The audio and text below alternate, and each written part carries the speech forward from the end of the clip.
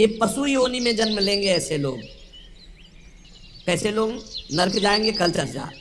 गंगा जी की महिमा अपार। अब सुनो, पशु योनि में कौन जाएगा? जब जीव यहाँ कोई पापाचरण करता है तो भूतेश्वर भगवान मथुरा में है, उनका शासन होता है। ब्रज 84 कोष के जीवों को जो प्रेत योनि को प्राप्त होते हैं उनको, और जब मुक्त होने का अवसर आता है तो ऐसे छूट दे देते हैं। ऐसे नहीं है कि वो तुमसे यहाँ, ऐसा नहीं कि नहीं है, कई प्रसंग पाए गए हैं अभी तो देखिए। तो पशु योनि को प्राप्त होता है। देखो, जो रात के 11 बजे के बाद 3 बजे के बीच में भोजन करता है, ये निशाचर है। निशा माने रात, चर माने विचरने वाली। रात में खाना, रात में तुमको 8-10 बजे तक भोजन कर लेने का नियम। 11 आखिरी है, 11 के बाद भोजन में बिल्कुल नहीं होना चाहिए। ये रात नहीं ऐसे कि तुम्हारा जब मना है तब भोजन। 11 से लेके 3 बजे के बीच में बिल्कुल नहीं। शांति से भजन करो, सो जाओ, उपद्रव मत करो। सीटियाँ बज रही हैं, बात चलो होटल में चलते 12 बजे खाने, ऐसे लोग जाते हैं। पशु योनि निश्चित।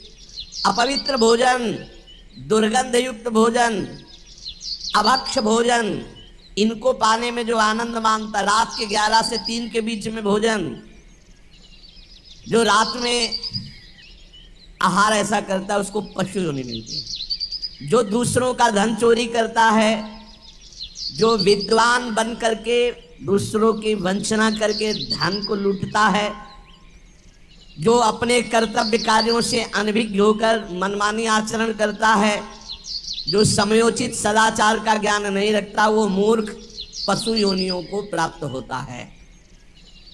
जो हिंसक स्वभाव का है, जो अपने परिवार वालों को पीटता है, गाली गलौज, थोड़ी सी संपत्ति के लिए मारपीट, ऐसी लड़ाई झगड़ा, कलहप्रिय, कायर, कुत्ते की योनि को प्राप्त होता है।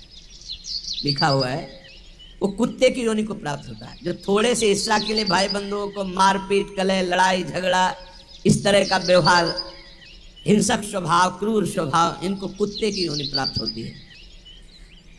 जो चंचल स्वभाव, देखो कुछ न कुछ करते जा, बैठे तो पैर हिला रहे, वो मतलब शांत नहीं रह सकते, उनके शरीर में वाइब्रेट होता रहता है। वाइब्रेट जैसे मोबाइल नहीं झंझनाता रहे, वो झंझनाते रहे। सुन ले भाई, क्या बनोगे?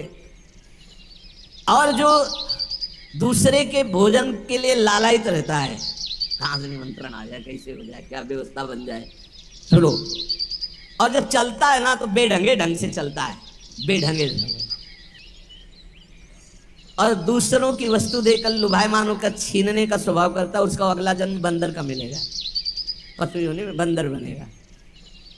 जो वाणी से सदैव कटु बोलता है, कुटुंबियों से द्वेष करता है, लोगों की चुगली खाता है, उसे अगला जन्म सर्प योनि का मिलेगा। कुटुंबियों से द्वेष करता है, दूसरे की चुगली खाता है, उद्वेगजनक वचन, उद्वेग माने भारी क्लेश पहुंचाने वचन, दूसरे की निंदा करना, चुगली करना, तो विषधारी सर्प बनता है। जो शरीर से बलवान दीन जनों के ऊपर आक्रमण करके खूब पिटाई मार करना, माता पिता को मारना, ऐसे गरीब जनों को, दीन जनों को मारना, निर्लज और मांस भक्षण करने वाला, उसको अगले जन्म में क्रूर मांस भक्षी, जैसे हाइना, सिंह, सियार, ऐसी योनियों को दिया जाता है। क्रूर हिंसक पशु सिंह जैसे है, जैसे लकड़बग्घा है ना, लकड़बग्घा है, भेड़िया है, ऐसे जो मांस भक्षण करने वाले हैं, जिनकी आवाज दूसरों को सदैव दुख ही देती है। बोलने का मतलब है दुख ही देना। जो दूसरे को, अब जैसे जा रहे हैं, जंजीर खींचा, वैसे ऐसे वो गिर गए, उनके अंग भंग हो रहे, वो समझ रहे 30-40 हजार की सोने की चैन खींच ली तो हम ब्रह्मा बन जाएंगे। देखो उनको क्या बनना पड़ेगा। जो दूसरों को भय प्रदान करते हैं, दूसरों की संपत्ति छीन लेते हैं, ऐसे लोग अजगर योनि को प्राप्त होते। भूखे मरो जब कभी अवसर मिल जाए तब। ऐसे ये जो दूरदृष्टि न रख के वर्तमान दृष्टि रख करके केवल भोग के लिए दूसरे के दुख का कारण बनते हैं, केवल उनके चिंतन यही चलता रहे, कहाँ से क्या खा लूँ, कहाँ से क्या उठा लूँ, कहाँ से क्या। बोले हाथी की योनि को प्राप्त होते हैं, वो पशु हाथी योनि को।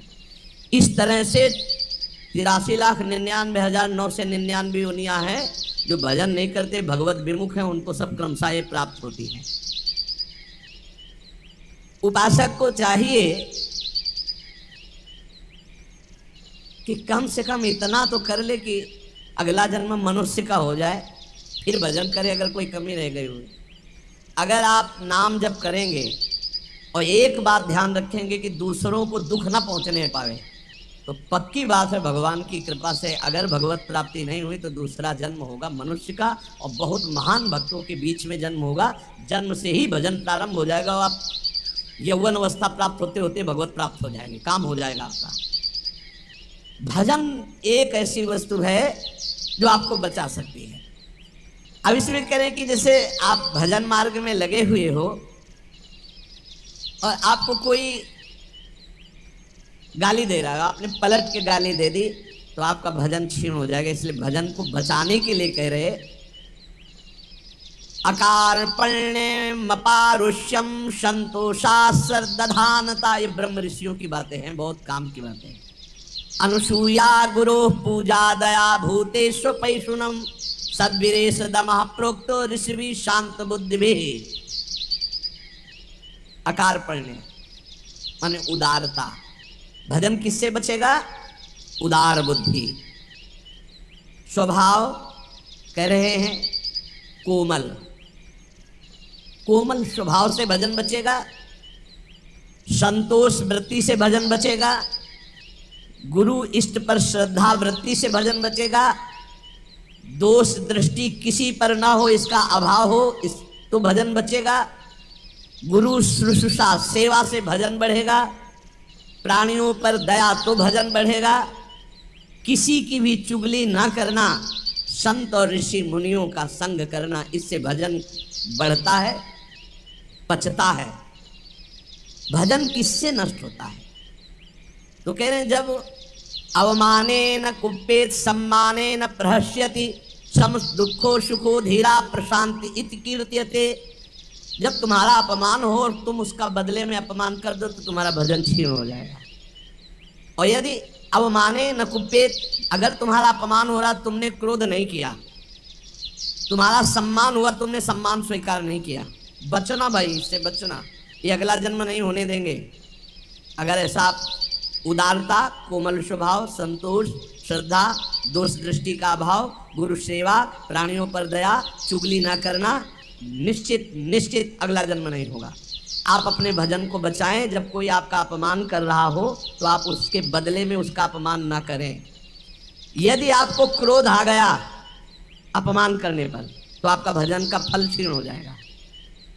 यदि सम्मान हुआ, आप आनंदित हो गए कि हमारा बड़ा सम्मान हो, तो आपका भजन क्षीण हो जाएगा। इसीलिए श्रीपाद भी कह रहे हैं सम्मानम कल्याति घोर गर्लम नीचापमानम सुधा। श्री राधा मुरलीधरो भज सके वृंदावन मात्यज। जब कोई सम्मान करे तो उसे भारी विष के समान समझो। सम्मानम कल्याति घोर गर्लम, जैसे बढ़िया खीर मिल रही हो, कान में कोई आके कह दे विष पड़ा है तो आप नहीं खाओगे। ऐसे ये सम्मान प्रणाम नमस्कार वाहवाही ये तुम्हारे भजन के नाश करने के लिए है, ये विष है, इसे मत पीना, स्वीकार मत करो। विश्व नमन करे करने दो, तुम स्वीकार मत करो, तुम हर्षित मत हो। और जब अपमान हो तो उसका अपमान करने वाले का कभी अपमान न करना। धीर पुरुष, प्रशांत पुरुष अपने भजन को ऐसे बचा ले जाता है। जैसे कोई अपमान कर रहा है, बहुत बड़ा अमृत है, सच्ची मानिए।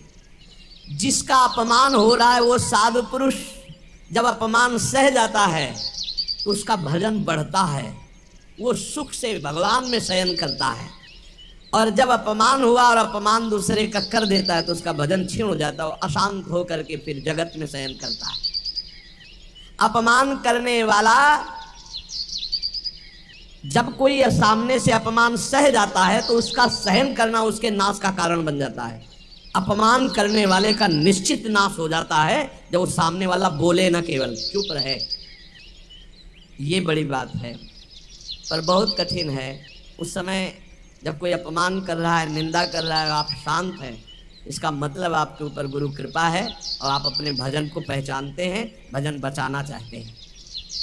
अपमानित होने पर चाहिए कि अपमान करने वाले की ना बुराई सुने ना बुराई करे। जैसे कोई आकर बहुत नीच आदमी आपको गाली दे रहा था, कान में अंगुली डालो, नहीं भाई वो नीच नहीं, भगवान उसके अंदर बैठकर मेरी परीक्षा ले रहे थे, मुझे पुष्ट कर रहे थे, वो नीच कैसे हो सकता है?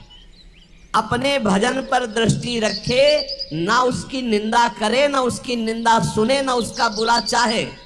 यद्यपि इसमें लिखा हुआ है कि जो अपमान करने वाला है उसका सर्वनाश हो जाता है। ऐसे महापुरुष का अपमान जब करे कि वो बोले ना केवल, तो वो